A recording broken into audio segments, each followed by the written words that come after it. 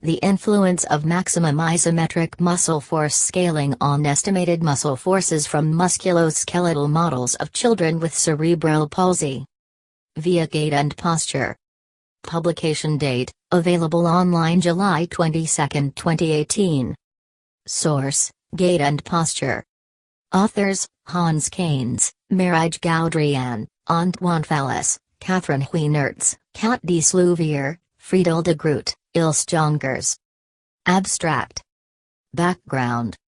Musculoskeletal models do not include patient-specific muscle forces but rely on a scaled generic model, with muscle forces left unscaled in most cases. However, to use musculoskeletal simulations to inform clinical decision-making in children with cerebral palsy, CP, inclusion of subject-specific muscle forces is of utmost importance in order to represent each child's compensation mechanisms introduced through muscle weakness. Research aim.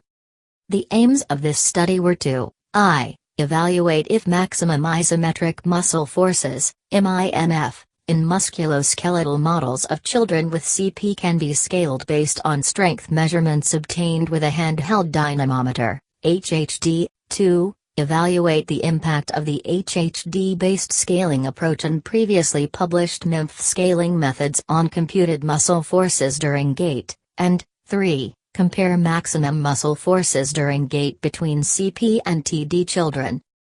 Methods.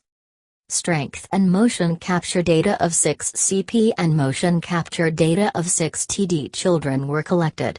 The HHD measurements to obtain hip, knee and ankle muscle strength were simulated in OpenSim and used to modify MIMF of the 2392 OpenSim model.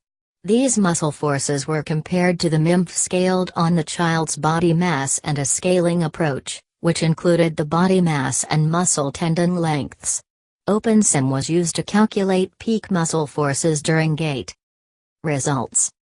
Ankle muscle strength was insufficient to reproduce joint moments during walking when MIMF were scaled based on HHD. During gait, peak hip and knee extensor muscle forces were higher and peak ankle dorsiflexor forces were lower in CP compared to TD participants. Significance.